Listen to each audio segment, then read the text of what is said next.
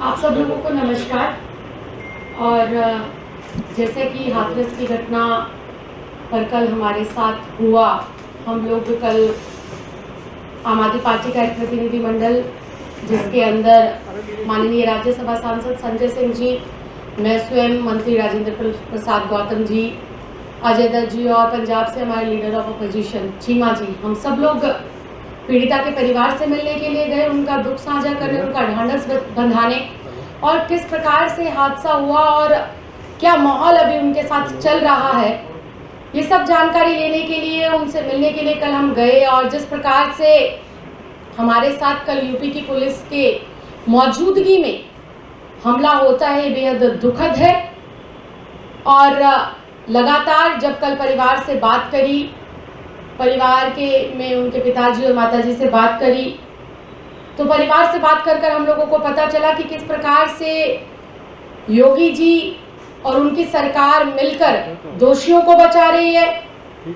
सरकार ना सिर्फ दोषियों को बचाने का काम कर रही है जो इस संगीन अपराध में लिप्त है, बल्कि पूरा का पूरा एक जातिवाद हमें वहां पर देखने को मिला, पूरा ठाकुरवाद देखने को मिला, क्योंकि जो यूपी के मुख्यमंत्री हैं वो खुद इस जाति से आते हैं, ठाकुर जाति से आते हैं। और पूरा का पूरा वहां पर कल हम लोगों ने इस बात को समझा और महसूस करा। परिवार के लोगों ने लगातार हमें बताया कि उन पर 24 घंटे निगरानी रखी जाती है, उन्हें नजरबंद किया हुआ है। लगातार आसपास के गांवों के अंदर ठाकुर समाज के लोगों की पंचायत हो रही है, धमकी दी जा रही है केस वापस लेने के लिए, कुछ भी ना कहने के लिए। और मुझे ये कल समझ नहीं आया बिल्कुल भी कि आसपास के गांवों में और गांव के भीतर ठाकुर समाज के लोग पीड़िता के खिलाफ और पीड़िता के परिवार को डराने धमकाने के लिए पंचायत कर रहे हैं। खुलेआम सोशल मीडिया पर तस्वीरें वायरल हो रही है, किस प्रकार से धमकी दी जा रही है। लेकिन जब एक चुने हुए लोग, चुना हुआ विपक्ष परिवार से मिलने के लिए जाता है, सिस्टम की और प्रशासन की सारी बातों को मानता है, तब उनके ऊपर हमला किया जाता है। यह हमला भी पूरा का पूरा सुनियोजित था।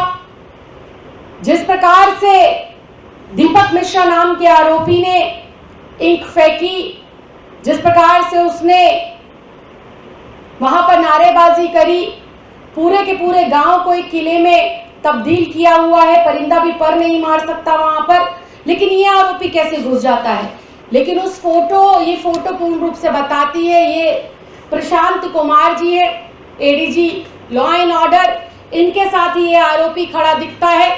ना सिर्फ ये आरोपी इनके साथ खड़ा हुआ, बल्कि भाजपा के बड़े बड़े नेताओं के साथ इस आरोपी की तस्वीरें हमें मिली। तो इससे बिल्कुल साफ है कि जो योगी सरकार है वो जो है आरोपियों को बचाने का काम कर रही है और विपक्ष को दबाने का काम कर रही है। अगर विपक्ष को दबाने का काम नहीं कर रही है तो कोई भी विपक्ष वहां जाता है, किसी के ऊपर लाठीचार्ज होती है, किसी का सर फोड़ दिया जाता है। विपक्ष के लोगों के ऊपर 14 एफआईआर, जो बलात्कारियों के लिए फांसी की सजा मांग रहे हैं, पीड़िता के लिए न्याय की बात कर रहे हैं, उनके ऊपर आप लोग 14 एफआईआर करते हैं। और कल तो बिल्कुल ही अति हो गई। एक बेटी होने के नाते मैं परिवार के लोगों से मिलने गई, एक प्रतिनिधि होने के नाते मैं परिवार का दुख साझा करने गई, और खुद मेरे ऊपर ही पुलिस की कस्टडी में यह हमला होता है। बात मेरे ऊपर हमले की नहीं है, बात यह है कि उस पीड़िता को न्याय मिले। योगी जी हमारे ऊपर गोलियां चलवाएं, हमारे ऊपर इंक फुकवाएं, लेकिन हम लोग हाथ रस की गुड़िया के लिए न्याय लेकर रहेंगे। सबसे शर्मिंदगी की बात यह है कि योगी सरकार और प्रशासन कहता है कि पीड़िता के साथ बलात्कार हुआ ही नहीं है। ये विपक्ष झूठ बोल रहा है।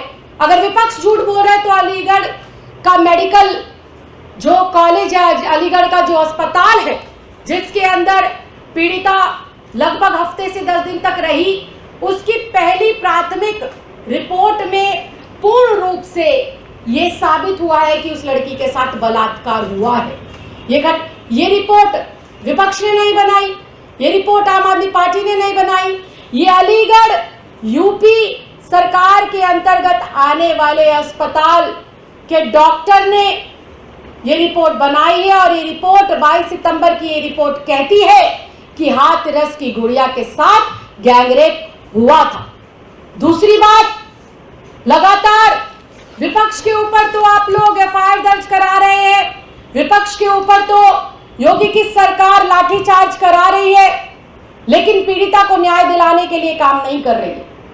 3 दिन पहले कहा गया कि सीबीआई को जांच सौंप दी गई है, लेकिन सीबीआई ने अभी तक भी सीबीआई ने ऑफिशियली इस केस को टेक ओवर नहीं करा है। उनके पास किसी भी प्रकार का कोई नोटिफिकेशन नहीं पहुंचा है। तो क्या कह देने भर से सीबीआई की इंक्वायरी हो जाएगी?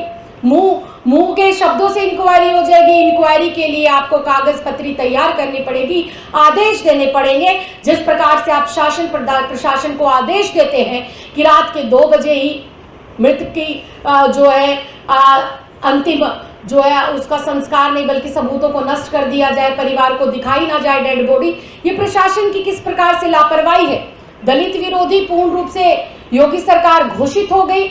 इसके प्रत्यक्ष रूप से हम लोगों को प्रमाण आए दिन मिल रहे हैं, क्योंकि जिस गांव के अंदर ये घटना घटी है वहां पर आए दिन ठाकुर समाज के लोग पीड़िता को डराने धमकाने का काम कर रहे हैं। और वही पीड़ित परिवार से जब उनके परिवार से, माँ से, बाप से, उनके भाइयों से मेरी बात हुई तो उन्होंने बिल्कुल मुझे ये बताया कि उन्हें अपनी जान की भी खतरा है और उनको जो है इस बात का भी खतरा है कि किस प्रकार से जो हमारी बेटी के साथ हुआ, कहीं हमारे साथ वो सब दोहराया ना जाए और हमें कहीं मौत के घाट ना उतारा जाए। पूरा का पूरा जो दलित समाज है वो आज आक्रोश के अंदर है, आज वो गुस्से में है, क्योंकि योगी सरकार के शासन में जिस प्रकार से आए दिन दलितों पर अत्याचार बढ़ रहे हैं, दलितों की बेटियों की आबरू को लूटा जा रहा है, दलितों की बेटियों की इज्जत के साथ खिलवाड़ किया जा रहा है। पूरा देश आज इस भाजपा से और इस योगी सरकार से नफरत करता है और पूरे देश का दलित आज आक्रोश के अंदर है। और मैं फिर इस बात को कहना चाहती हूँ कि योगी जी सिर्फ छोटे जो है अफसरों पर कार्रवाई करने से काम नहीं चलेंगे। वो अफसर भी आपकी बात मान रहे थे, वो अधिकारी भी आपकी बात मान रहे थे, वो शासन और प्रशासन के लोग मिलकर आपने जो हुक्म दिया उसको निभा रहे थे। और हम लोग लगातार हाथरस की गुड़िया के साथ जो अन्याय हुआ है उस पर एक ही बात कह रहे हैं कि योगी सरकार से, इस ढोंगी बाबा से, अजय कुमार बिष्ट से यूपी की सरकार नहीं संभल रही है, सत्ता नहीं संभल रही है। योगी को तुरंत इस्तीफा देना चाहिए और यूपी के अंदर राष्ट्रपति शासन तुरंत प्रभाव से लगाकर इस बेटी के परिवार को वाई श्रेणी की सुरक्षा मुहैया कराई जाए और इस केस को गैर भाजपा शासित प्रदेश के अंदर ट्रांसफर किया जाए ताकि हाथरस की गुड़िया को न्याय मिल सके और चारों आरोपियों को फांसी की सजा होने के साथ साथ दलित समाज की इस बेटी को न्याय मिल सके।